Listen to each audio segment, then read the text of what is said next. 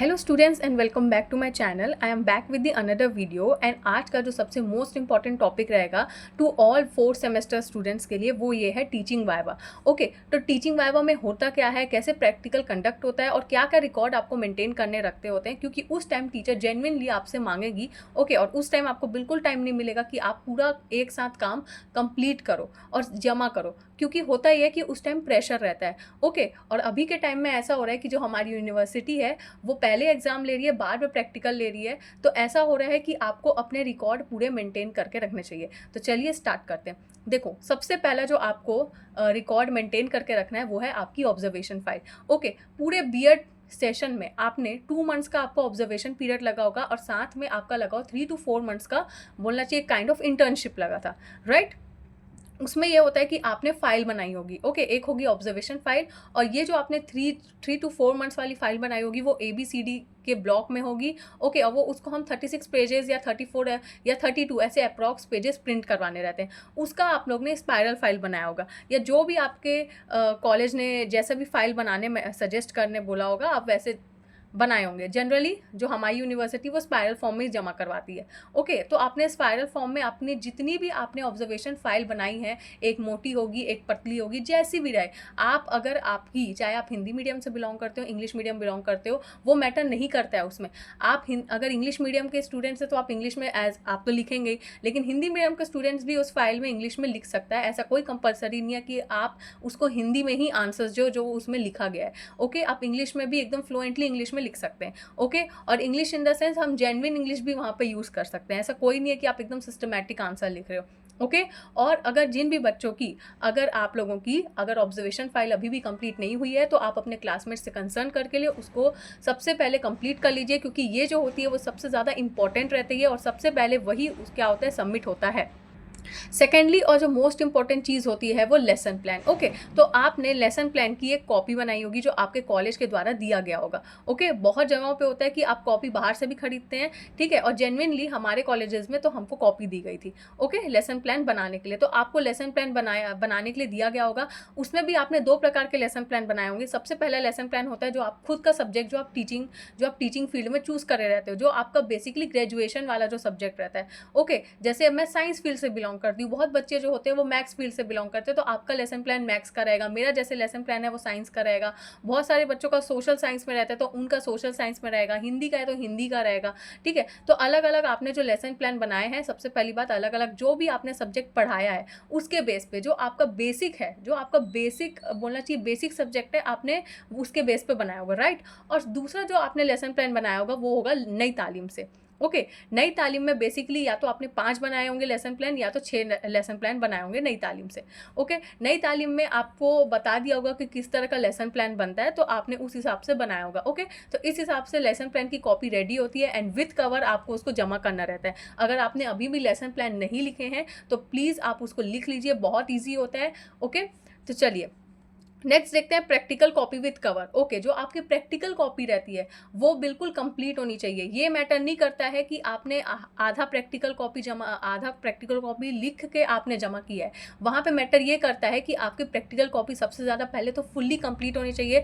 जितने number of experiment है, जितने भी आपके पैरोलॉजी से रिलेटेड, साइकोलॉजी से रिलेटेड जितने भी प्रैक्टिकल्स करवाए होंगे मैम के द्वारा या किसी भी टीचर के द्वारा, ओके, तो आपको उसको पूरा टोटल कंप्लीट करना है। ओके, और उसको विद कवर जमा करना है एंड कवर भी आपको शायद बताया जाता है कि आपको कौन सा कवर उसमें लगाना रहता है। ओके, नेक्स्ट है प्रोजेक्ट। अगर आप लोग को कॉलेज के द्वारा बताया गया है कि कोई प्रोजेक्ट आपको बना के जमा करना है फाइनल में, तो आप बिल्कुल प्रोजेक्ट एज इट इज जमा करेंगे और अगर सबमिटेड है तो कोई प्रॉब्लम नहीं है। ओके, वो उनके स्टोर रूम में है। नेक्स्ट है टीचिंग एड्स। अगर आपके कॉलेज ने बोला होगा कि आपको different type of teaching ads बनाने हैं, बेसिकली जो हम चार्ट पेपर में बनाते हैं बच्चों को पढ़ाने के टाइम में, जो ये टीचिंग मेथड्स होते हैं। ओके, तो जैसे हम लोग ने, हमारे कॉलेज ने 5 से 6 टीचिंग एड्स बनाए थे। अगर आप लोग के कॉलेज में भी टीचिंग एड्स बनवाने के लिए बोला गया है तो आप बिल्कुल उसको बना के खुद से जमा कर दीजिए। ओके, नहीं तो आपके नंबर पे कहीं ना कहीं थोड़ा सा इफेक्ट जाता है। ओके, और अगर आपके कॉलेजेस में नहीं बोला गया है टीचिंग एड्स बनाने को, तो बिल्कुल आपको बनाने की ज़रूरत नहीं है, कोई इशू नहीं है। आप अपने कॉलेज से ज़रूर इस बार टच में रहिए प्रैक्टिकल के टाइम में, क्योंकि चेंजेस जो होते हैं वो कॉलेज अपने हिसाब से करता है। ओके, ये जेन्युइन चीज़ तो मैं बता रही हूँ कि ये सब जनरली होता है, ये सब रिकॉर्ड मेंटेन करना रहता है। ये सबको देखते से आप मतलब देख के, इस पॉइंट्स को देख के आप अपने क्लासमेट से या अपने टीचर से डायरेक्ट कंसर्न करिए अगर आपके अभी भी कुछ वर्क्स कंप्लीट नहीं हुए हैं तो। ओके, नेक्स्ट है असाइनमेंट कॉपी। आपको अगर असाइनमेंट कॉपी या आपको असाइनमेंट क्वेश्चंस असाइन किया गया है तो आप उसको बिल्कुल टोटली कंप्लीट करके विद कवर कॉपी जमा करिए, वो सबसे ज़्यादा इंपॉर्टेंट रहता है। ओके, अगर फोर्थ सेमेस्टर में नहीं मिला है तो कोई इशू नहीं है, आप नहीं जमा करेंगे, लेकिन अगर मिला है और आपको पता है कि हमको असाइनमेंट मिला है तो आपको उसको जमा करना कंपलसरी रहेगा। ओके, तो ये बेसिकली ये रिकॉर्ड है जो आपको मेंटेन करके रखना पड़ेगा। ओके, सेकेंडली बहुत सारे स्टूडेंट्स को ये भी डाउट रहता है, जैसे हमारे यहाँ हुआ था, जो नॉन अटेंडिंग के बच्चे होते हैं, कि क्या हमको जब प्रैक्टिकल टीचिंग वाइवा होता है तो उस टाइम हमको साड़ी पहन के आना कंपलसरी होता है क्या? तो यस, आप बीएड स्टूडेंट है, आपको साड़ी असाइन करी गई है, चाहे आप नॉन अटेंडिंग हो चाहे अटेंडिंग हो। नॉन अटेंडिंग को जनरली दूसरे कॉलेजेस में आई डोंट नो बोला जाता है कि नहीं बोला जाता है। हमारे यहाँ जो नॉन अटेंडिंग के बच्चे थे उनको कंपलसरी बोला गया था, चाहे वो कोई भी एज के हों, उनको बिल्कुल बोला गया था कि आप जैसे ही आ रहे हो आप बिल्कुल एक फॉर्मल लुक में भी आओगे, और आपको वुमेन को सॉरी जो बॉयज़ थे उनको बोल दिया गया था कि आप बिल्कुल फॉर्मल लुक में आओगे, जो आपको शर्ट असाइन करी गई है आप वही शर्ट पहन के आओगे। एंड सेकेंडली, जो लड़कियों को साड़ी असाइन करी गई है, हर कॉलेजेस की अपनी अपनी एक साड़ी होती है बीएड की, आप वही बीएड की साड़ी पहन के आओगे एंड विद आइडेंटिटी कार्ड। यहाँ से आपकी बीएड की एक पर्सनालिटी एकदम सामने रिफ्लेक्ट होती है। ओके, आपको बिल्कुल वेल ड्रेसअप होके जाना है और अपने सारे रिकॉर्ड्स को मेंटेन करना है। ओके, सबसे पहली बात तो आपको ये सब का ध्यान रखना है। ओके, एंड बिल्कुल ऐसा नहीं होना चाहिए कि आप एकदम ही फैशन ओवर बन के जा रहे हैं। मैं सच बता रही हूँ, क्योंकि वहाँ पे होता ये है कि आपकी टीचर आपको कुछ नहीं बोलेगी। ओके, लेकिन जेन्युइनली होता ये है कि जो वाइवा लेने आती है या आया, जो भी सर आते हैं वो जनरली क्या करते हैं, आपको ना वहाँ से जज करने लग जाएंगे और वो डायरेक्ट आपको बोल देंगे कि आप this is the way you are, आप आए हो, okay, you are doing B Ed, ऐसे करके आपको बोल दिया जाएगा, आपको कुछ भी बोल दिया जाएगा। ठीक है, तो क्यों हम किसी सामने वाले का सुने, इसलिए मैं आपको अभी से बोल रही हूँ कि आप बिल्कुल सिस्टमेटिक वेल ड्रेसअप होके जाएंगे, एकदम सिंपल। ओके, वहाँ पे आप फैशन बिल्कुल नहीं करके जाएंगे, क्योंकि हमारे यहाँ ये नॉन अटेंडिंग वालों के मतलब वालों ने किया था, और डायरेक्ट जो मैम थी वो डायरेक्ट उनको बोल भी दी थी, तो उनको कहीं ना कहीं बुरा लग गया था। तो इसमें हम लोग कुछ नहीं कर सकते, ना आपकी टीचर कुछ कर सकती है, ना वो कर सकते हैं। यहाँ पे आपके डायरेक्ट मार्क्स पे रिफ्लेक्ट होगा, क्योंकि वो आपकी टीचर को नंबर नहीं देने देगी। अगर उसने बोल दिया कि नहीं, ये स्टूडेंट ने ये ऐसा जवाब दिया था, आप इसको नंबर क्यों दे रहे हो, तो वहाँ पे क्वेश्चन मार्क वाला सवाल आ जाएगा, और आपकी मैडम जो रहेगी, जो एक्चुअल में नंबर डाल रही होती है, वो बिल्कुल नहीं डाल पाएगी। ओके, देखो बेसिकली जो नंबर होता है ना, वो दो पार्ट में डिवाइड रहता है।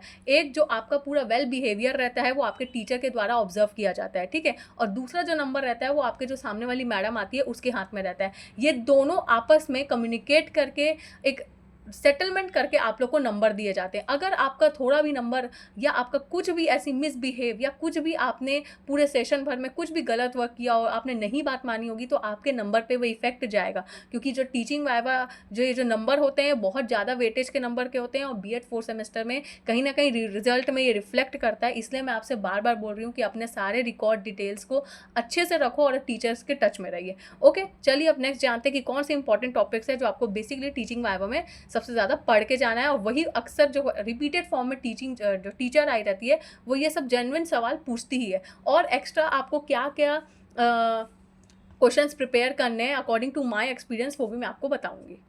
सबसे पहला एंड मोस्ट इंपॉर्टेंट जो टॉपिक आपको पता होना चाहिए वो है आपका लेसन प्लान। देखो बहुत सारे आप लोग स्टूडेंट्स होते होंगे जो लेसन प्लान क्या होता है, जैसे मैं मान लो साइंस स्टूडेंट से बिलोंग करती हूँ, और आप भी अगर कोई मेरा फ्रेंड है वो साइंस सब्जेक्ट से बिलोंग करता है, ठीक है, तो सबसे पहली बात तो सवाल ये आ जाता है कि वो क्या करता है, मान लो मेरे लेसन प्लान को उसने कॉपी करके अपने कॉपी में लिख लिया, ठीक है, और अगर सामने वाली मैडम के द्वारा ये पूछा गया कि आपने लेसन प्लान में एक्चुअल में क्या क्या लिखा है, ठीक है, आप उसको सिस्टमैटिक वे में डिस्क्राइब करिए, ठीक है, तो क्या आप लेसन प्लान को सिस्टमैटिक वे में डिस्क्राइब कर सकते हैं, क्या नहीं कर सकते हैं। जेन्युइनली कभी कभी टीचर जब आप कुछ जवाब नहीं दे पाते हो ना, तो उनका ये सवाल रहता है कि आप लेसन प्लान आपने कैसे बनाया और क्या बनाया, आप मेरे को बताओ करके। तो सबसे पहली बात आपको पता होना चाहिए कि आप किस सब्जेक्ट से बिलोंग करते हो। सबसे पहला, आपने लेसन प्लान में कौन कौन से टॉपिक डाले। मैं ये नहीं बोल रही हूँ कि लेसन प्लान को एकदम गो थ्रू करूँ, नहीं, आपको पता होना चाहिए कि यस जैसे मैंने क्योंकि लेसन प्लान में जेन्युइनली हम क्या डालते हैं जो एक्चुअल में हमने इंटर्नशिप में पढ़ाया है बच्चों को, ठीक है। जैसे मैं साइंस की थी तो मुझे पता है मैंने बच्चों को इवोल्यूशन पढ़ाया, मैंने रिप्रोडक्शन पढ़ाया, या मैंने न्यूट्रिएंट्स पढ़ाया, डाइजेस्टिव सिस्टम पढ़ाया है, सर्कुलेटरी सिस्टम पढ़ाया है। तो जेन्युइनली ये सब आपको टॉपिक एकदम टंग टिप पे रटे रहना चाहिए कि यस मैंने लेसन प्लान में ये टॉपिक लिखा हुआ है। ओके, जनरली आपको वहीं से जज किया जाता है। दूसरी चीज़, लेसन सबसे ज़्यादा जो मोस्ट इंपॉर्टेंट क्वेश्चंस जो पूछे जाते हैं वो लेसन प्लान से ही आते हैं। जो आप लेसन प्लान बनाए रहते हो उससे बहुत सारे माइनर क्वेश्चन आते हैं, वो मैं आपको बताती हूँ। ओके, चलिए हम स्टार्ट करते हैं। तो देखो, लेसन प्लान बेसिकली आपका बहुत सी चीज़ों में डिवाइड रहता है, जैसे कि उसमें रहता है student teacher name, right, subject, आपका जो सब्जेक्ट है और आप कौन से सेमेस्टर से बिलोंग करते हो, ये सब लिखा रहता है ना। अब जो बेसिकली हम आते हैं, सबसे पहले लेसन प्लान में क्या क्या चीज़ें पूछी जाती है, ठीक है। तो सबसे पहली बात, आपको अपना क्लास पता होना चाहिए, आपको अपना टाइटल पता होना चाहिए कि यस मैंने ये स्पेसिफिक चीज़ें बच्चों को पढ़ाई हैं जो मैंने आपको बताया। दूसरा, आपको जनरल एम पता रहना चाहिए। कभी कभी ना ऐसे ओरल फॉर्म में ना मैडम पूछ रही थी कि आपका जनरल एम क्या है, तो आपको ना वो स्टेटमेंट के साथ बताना रहता है। जो आपने जनरल एम लिखा हुआ है ना, वो आपको ओरल फॉर्म में बोलना रहता है, पूछ लेती है, ठीक है। तो आपको वो भी याद रहना चाहिए। नेक्स्ट है स्पेसिफिक ऑब्जेक्टिव, आपको याद रखना चाहिए कि आपने स्पेसिफिक ऑब्जेक्टिव क्या लिया था। ओके, नेक्स्ट है हेड, हार्ट और हैंड, इसका फंक्शन आपको पता रहना चाहिए कि बेसिकली ये जो होता है लेसन प्लान में क्या वर्क करता है। आपने लिखा होगा हेड क्या करता है, हार्ट क्या करता है, हैंड क्या करता है, आपको इसके बारे में पता होना चाहिए।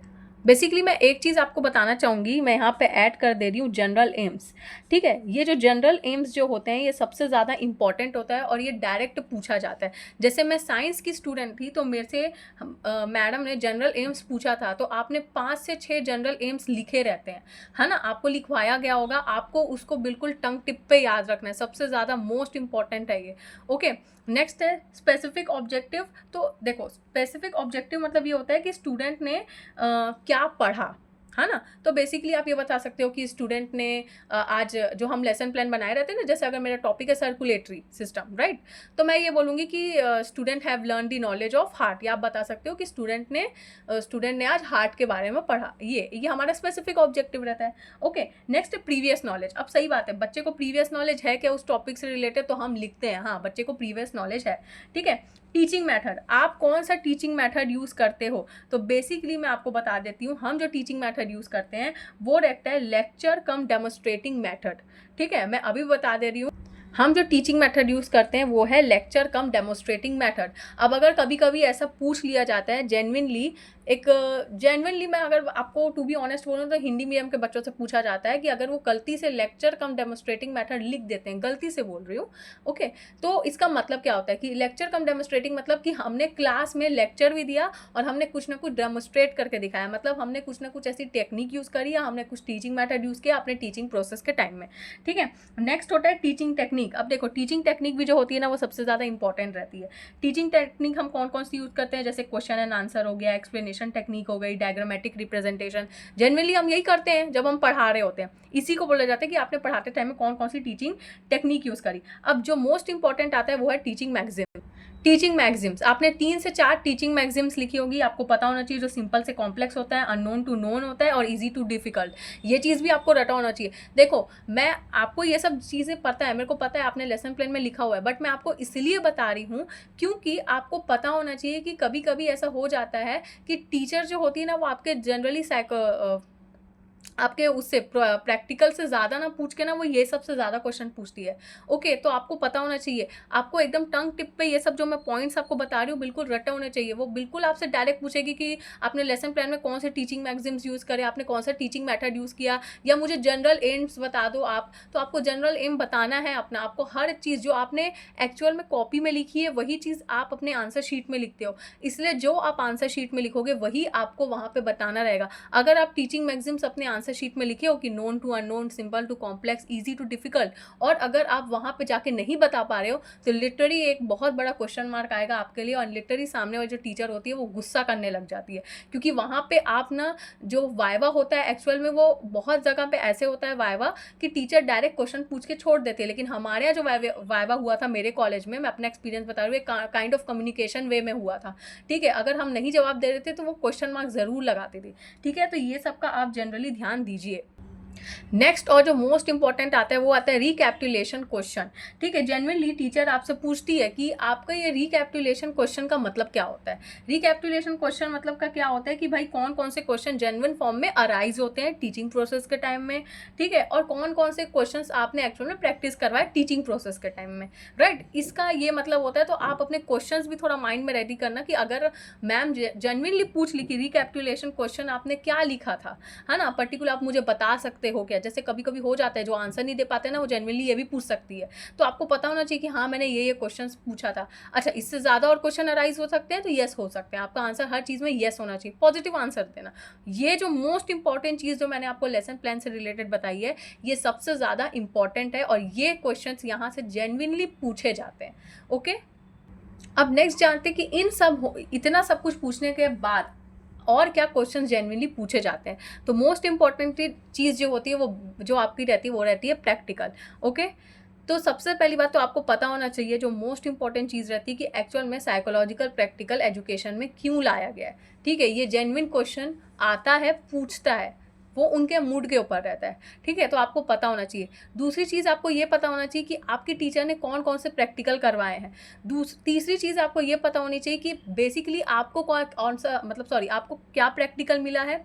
ओके, और आपको अपने जो आपने प्रैक्टिकल आंसर शीट में लिखा है उसका आपको पूरा नॉलेज होना चाहिए कि यस मैंने ये प्रैक्टिकल ऐसे ऐसे करके परफॉर्म किया था। ठीक है, और उससे रिलेटेड मैम आपसे डायरेक्ट क्वेश्चन पूछती है, जो आप आंसर शीट में लिखे हो वो तो पूछ ही पूछेगी, नो डाउट, लेकिन आपने जेन्युइनली और कौन कौन से साइकोलॉजिकल प्रैक्टिकल करे हैं वो भी पूछा जाता है। ठीक है, तो आपको सारे मैं ये नहीं बोल रही हूँ कि आप एकदम सारे साइकोलॉजी प्रैक्टिकल को एकदम पढ़ लो, एटलीस्ट आप 5 से 6 साइकोलॉजिकल प्रैक्टिकल पढ़ लो थोड़ा सा, क्योंकि वो आपसे अगर आप नहीं बता पाते हो तो टीचर का दूसरा क्वेश्चन ये आता है कि ठीक है आपने अपनी मर्जी के हिसाब से आप मुझे कोई भी एक प्रैक्टिकल मेरे को अच्छे से समझा दीजिए। जेन्युइनली ये क्वेश्चन आ जाता है, तो आपको पता होना चाहिए। दूसरी चीज़ जो हमारे साइकोलॉजिकल प्रैक्टिकल होते हैं ना, वो थोड़े सिस्टमैटिक फॉर्म में टीचर के द्वारा लिखाए गए रहते हैं कि आपको यही सीक्वेंस में लिखना है। अगर आपको नहीं बताया होगा तो जैसे हमारे यहाँ ये ऐसा हुआ था, हमको मैम ने बोला था कि जो सीक्वेंस मैं आपको बता रही हूँ आपको वही सीक्वेंस में लिखना है, तो आपको वो सीक्वेंस भी याद रहना चाहिए। ओके, जेन्युइनली नहीं पूछा जाता है बट मैं आपको बता रही हूँ। ओके, नेक्स्ट आपको साइकोलॉजिकल प्रैक्टिकल से रिलेटेड ये पता होना चाहिए कि आपने कौन कौन से इंस्ट्रूमेंट को यूज़ किया है। ओके, साइकोलॉजिकल प्रैक्टिकल में जनरली हम जो होते हैं मोस्ट इंपॉर्टेंट जो रोल रहता है वो रहता है आपका इंस्ट्रूमेंट। ठीक है, तो आपको पता होना चाहिए कि मैंने कौन सा इंस्ट्रूमेंट यूज़ किया था इस प्रैक्टिकल में। ओके, और उसका बेसिक रोल या फंक्शन क्या होता है। आपको ये नहीं पूरा डिटेल फंक्शन नहीं बताना है, आपको बस ये बताना है कि यस आपने उसको कैसे यूज़ किया था। ओके, साइकोलॉजिकल प्रैक्टिकल में हमने जेन्युइनली बहुत सारे टेक्निक्स यूज़ करे हैं, हमने कुछ कुछ इंस्ट्रूमेंट को यूज़ किया है जो आपने किया भी होगा, है ना, और उनका क्या रोल रहता है, और वो बेसिकली जो टेक्निक्स मतलब ये जो हम बोलना चाहिए इंस्ट्रूमेंट यूज़ कर रहे हैं वो साइकोलॉजी मतलब हम उसको साइकोलॉजी में क्यों इंक्लूड करें। ठीक है, उससे क्या पता चलता है। ठीक है, एक स्टूडेंट की लाइफ में मतलब हम एक जेन्युइनली वो क्या रिफ्लेक्ट करते हैं कि इससे हम क्या करते हैं साइकोलॉजिकल टेस्ट कर सकते हैं, यही सब हमारे प्रैक्टिकल होते हैं, तो वो स्टूडेंट पे क्या रिफ्लेक्ट करेगा, ये बच्चे पे क्या प्रभाव डालेगा, ये सब जेन्युइनली क्वेश्चन आते हैं। ठीक है, तो आपको ये सब चीज़ें पता होनी चाहिए। ओके, इसके अलावा जो मोस्ट इंपॉर्टेंट चीज़ रहती है वो रहती है आपका खुद का subject. Subject in the sense आपको बीएड का पता होना चाहिए। ओके, कि बीएड में आपके बीएड 4th सेमेस्टर में कितने सब्जेक्ट हैं, वो सब्जेक्ट के नाम पता होने चाहिए। बीएड 3rd सेमेस्टर में कितने सब्जेक्ट थे, बीएड 2nd सेमेस्टर में कितने सब्जेक्ट थे, बीएड 1st सेमेस्टर में कितने सब्जेक्ट थे।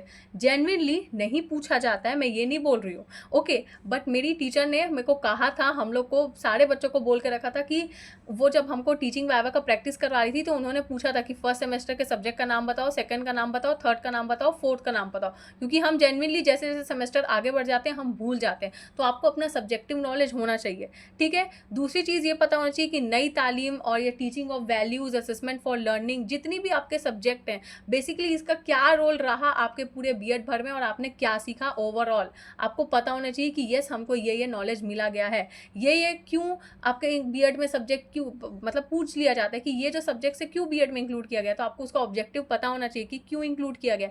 जेनविनली ये सब जो क्वेश्चंस है ना, वो इतना लंबा वाइवा नहीं चलता है, लेकिन हमको वाइवा के लिए अगर प्रॉपर प्रिपरेशन करनी है तो मैं आपको बता दे रही हूँ कि आप ये सब अगर बहुत अच्छे से प्रिपरेशन करके जाएंगे, ठीक है, तो लिटरली आपका प्रिपरेशन बहुत सॉलिड रहेगा। ओके, अब एक चीज़ जो मैं अपने एक्सपीरियंस आपको शेयर करना चाहूँगी, थोड़ा सा है, थोड़े मिनट का है, तो प्लीज़ उसको सुन लीजिए। वो क्वेश्चन हम मैक्सिमम लोगों से पूछा गया था, इसलिए मैं आपसे भी आपको मतलब आपके तक पहुँचाने की कोशिश कर रही हूँ कि आपको पता होना चाहिए। ओके, इतना सब कुछ वाइवा होने के बाद मुझसे लास्ट में सिर्फ एक क्वेश्चन पूछा गया था कि साइकोलॉजिकल प्रैक्टिकल में आप लोग ने भी अगर साइकोलॉजिकल प्रैक्टिकल लिखा होगा तो आपने शायद कहीं कहीं ग्राफ बनाया होगा। अगर नहीं बनाया तो कोई प्रॉब्लम नहीं है, जैसे हम लोग ने ग्राफ बनाया था, एक दो जगह हम लोग ने ग्राफ बनाया है।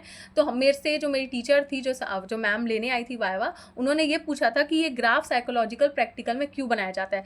तो मेक श्योर कि आप इसका आंसर ज़रूर ढूंढ के रखो कि साइकोलॉजिकल प्रैक्टिकल में पर्टिकुलर जो हम प्रैक्टिकल करते हैं, जो भी आपने प्रैक्टिकल किया होगा उस पे आपने ग्राफ क्यों बनाया है। Okay, that's all for today. I hope आपको ये वीडियो हेल्पफुल लगी होगी एंड आई होप आपने मैक्सिमम चीज़ें आपको समझ में आ गया होगा कि टीचिंग वाइवा एक्चुअल में होता कैसे और क्या होता है। ओके, तो बिल्कुल डरिए मत, बहुत अच्छा वाइवा रहता है। ऐसा कुछ नहीं है कि मतलब आपको कोई भी एकदम स्ट्रिक्ट टाइप का टीचिंग वाइवा रहेगा, नहीं। जो आपने पूरे सेशन भर किया है, जो आपने पूरा 4 सेमेस्टर में किया है, जो आपने ओवरऑल चीज़ें करी है, उसी के बेसिस पे आपसे डायरेक्ट क्वेश्चन पूछे जाते हैं। एंड बिल्कुल एकदम कॉन्फिडेंट होकर आंसर दीजिए।